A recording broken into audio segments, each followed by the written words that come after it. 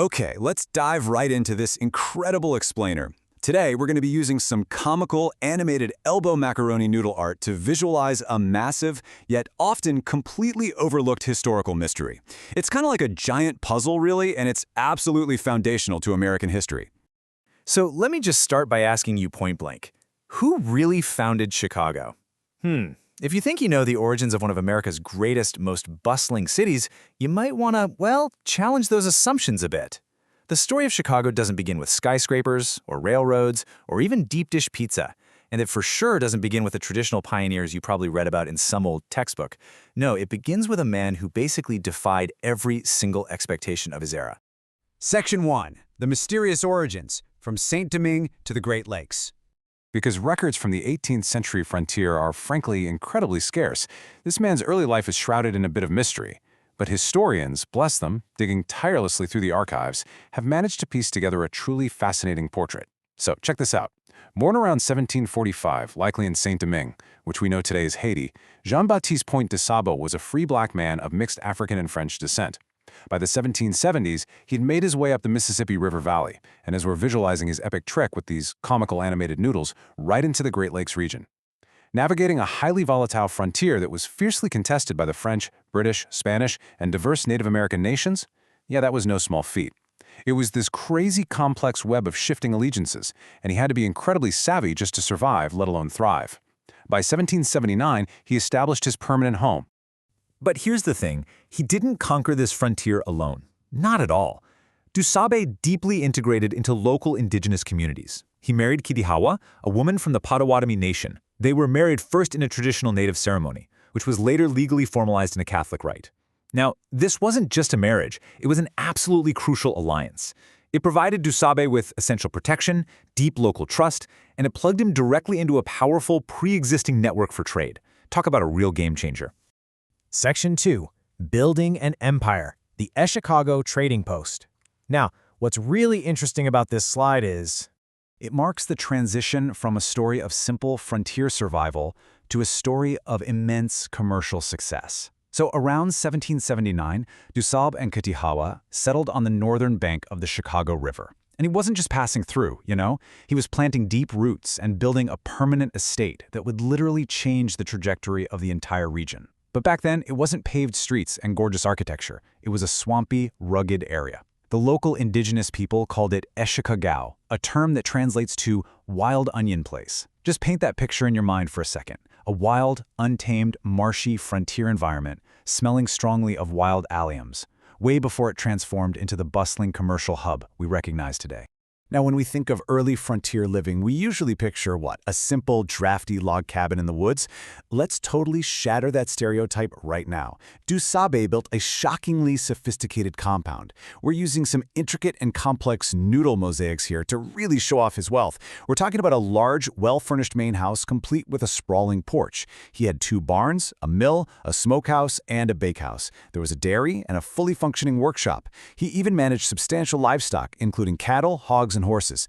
Actually, scratch the idea of a survivalist campsite entirely. This was a massive, thriving commercial enterprise. And because of this extensive infrastructure, his trading post became the premier supply hub of the Great Lakes. It was the ultimate destination. I mean, whether you were a French trapper, a British soldier, or a Native American trader, if you needed pork, flour, furs, or European trade goods anywhere in the southern Great Lakes region, you went to Sable. He effectively became the economic center of gravity for the entire area. Section 3. Treason, Arrest, and Sale. The Revolutionary War Interruption. The frontier was obviously not immune to the geopolitical earthquakes happening over on the East Coast. During the American Revolutionary War, the British military became highly suspicious of Sable, keeping a very close eye on his growing influence and his suspected French and American sympathies. And then in 1779, he was officially arrested by the British military for, quote, treasonable practices. We're using simple and creative noodle art to depict the tense moment he was arrested. He was literally taken away from his thriving estate and held for a few years. It was a massive, frightening disruption to the empire he and Kitihawa had worked so hard to build. But you really cannot keep a brilliant entrepreneur down. Highlighting his absolute incredible resourcefulness, get this, even while detained as a suspected traitor, Sable ended up managing a British-sanctioned trading post in Michigan. I mean, no way, right? His business skills were so undeniable and his network so insanely valuable that his captors effectively put him to work running their own operations before he eventually secured his release and returned to Chicago. And then comes the great mystery of his life. In 1800, de Sable suddenly sold his entire, magnificent Chicago estate. The whole shebang. He sold it to a trader named Jean Lalime and moved away to Missouri, where he continued to farm until his death in 1818. Now, why did he suddenly leave the empire he built? Historians deeply debate this. Was it political pressure, declining health, maybe just a desire for a quieter life away from the booming post? We may never fully know, but the sale definitely marked the end of his time at the Wild Onion Place. Section 4. The historical injustice, erasure of a founder.